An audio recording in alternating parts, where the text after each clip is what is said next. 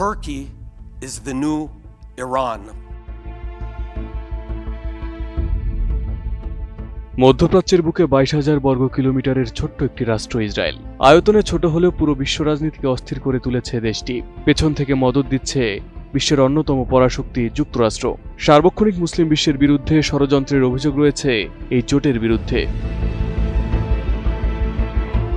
ঐতিহাসিকভাবে দেশটির নামের সাথে দখলদার তকমা লেগে আছে। ফিলিস্তিন ভূখণ্ড দখল করা এই দেশ উত্তপ্ত করে তুলেছে গোটা মধ্যপ্রাচ্যকে।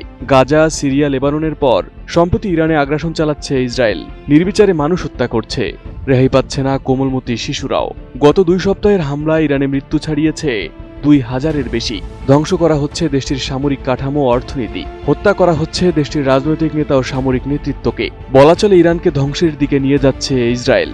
তাদের এখন একটাই লক্ষ্য, ইরানের সরকার পরিবর্তন করে ইসলামী প্রজাতন্ত্রের রীতি ঘটানো। বিশ্লেষকরা বলছেন, ইসরায়েলের লক্ষ্য অনেক বিস্তৃত। এক কথায় সিরিয়া, লেবাননকেও দখলে নিয়ে ধীরে ধীরে বিশ্বে গ্রেটার ইসরায়েলকে প্রতিষ্ঠা করা। এবং ইরানের পর ইসরায়েলের লক্ষ্য হবে মধ্যপ্রাচ্যের আরেক দেশ তুরস্ক।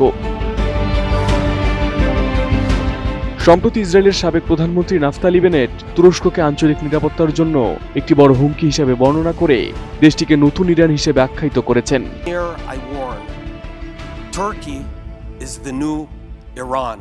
গত 17 ফেব্রুয়ারি আমেরিকান ইহুদি সংগঠনের এক সম্মেলনে বেনেট সতর্ক করে বলেন, প্রেসিডেন্ট রিসেপ তাইপ এরদোয়ান অত্যন্ত চতুর ও বিপজ্জনক নেতা, যিনি বর্তমানে ইসরায়েলকে চারদিক থেকে ঘিরে ফেলার চেষ্টা করছেন। বেনেটের এই বক্তব্য এমন এক সময় এলো যখন যুক্তরাষ্ট্র ও ইসরায়েল সম্মিলিতভাবে ইরানের বিরুদ্ধে সামরিক অভিযানে লিপ্ত রয়েছে। বিশ্লেষকরা মনে করছেন, ইরানকে দুর্বল করার জন্য এখন তুরস্ককে পরবর্তী লক্ষ্যবস্তু হিসেবে বিবেচনা করা হচ্ছে। এই লক্ষ্যে পশ্চিমা সংবাদ মাধ্যম ও থিঙ্ক ট্যাঙ্কগুলোকে তুরস্ক বিরোধী প্রচারণা জোরদার করা হয়েছে। ফিনিশ আপনার ঘরবাড়ি ও আঙ্গিনার সকল কীটপতঙ্গ ধ্বংস করে। বেনেট দাবি করেন, আঙ্কারা বর্তমানে সৌদি আরবকে ইসরায়েলের বিরুদ্ধে উস্কে দেওয়ার চেষ্টা করছে এবং পারমাণবিক শক্তিধর পাকিস্তানের সঙ্গে মিলে একটি বৈরী সুন্নি অক্ষ তৈরির পরিকল্পনা করছে। এছাড়া সিরিয়া ও গাজাকে ব্যবহার করে ইসরায়েলের জন্য একটি শ্বাসরোধকারী বলয় তৈরির চেষ্টায় এরদোয়ান লিপ্ত আছেন বলেও তিনি মন্তব্য করেন।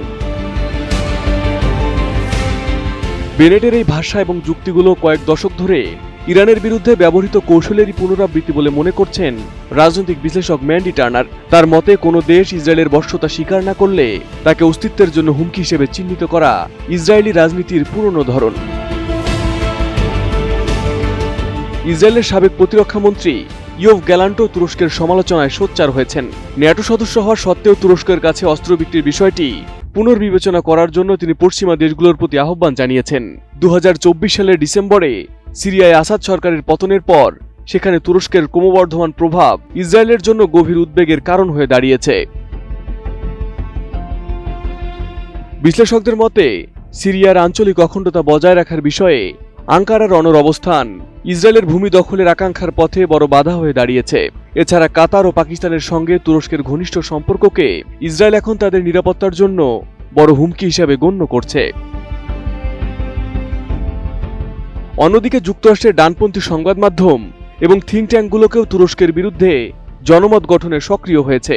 আমেরিকান এন্টারপ্রাইজ ইনস্টিটিউটের মাইকেল রুবিনের মতো বিশ্লেষকরা ইতোমধ্যে ইঙ্গিত দিয়েছেন, 2026 সালের তেহরানের মতো 2036 সালের আঙ্কারাও ধ্বংসস্তূপে পরিণত হতে পারে। এমনকি ওয়াল স্ট্রিট জার্নালের মতো প্রভাবশালী সংবাদ মাধ্যমে তুরস্কের ন্যাটো সদস্যপদ বাতিলেরও দাবি তোলা হচ্ছে। মূলত মুসলিম বিশ্বের মধ্যে স্বনির্ভর সামরিক শক্তিশালী দেশ ইরান ও তুরস্ক। বিশ্লেষকদের মতে, মধ্যপ্রাচ্যে একক আধিপত্য গড়ে তুলতে এই দুই দেশই এখন নেতানিয়াহুর পথের কাঁটা। সিরিয়া, লেবানন এবং ফিলিস্তিন দখল করে যে গ্রেটার ইসরায়েল প্রতিষ্ঠার স্বপ্ন দেখছে ইসরায়েল, সেই স্বপ্ন বাস্তবায়ন হবে না যদি না তুরস্ক ইরানকে দমিয়ে রাখা না যায়। Arif Hasan, ATN news.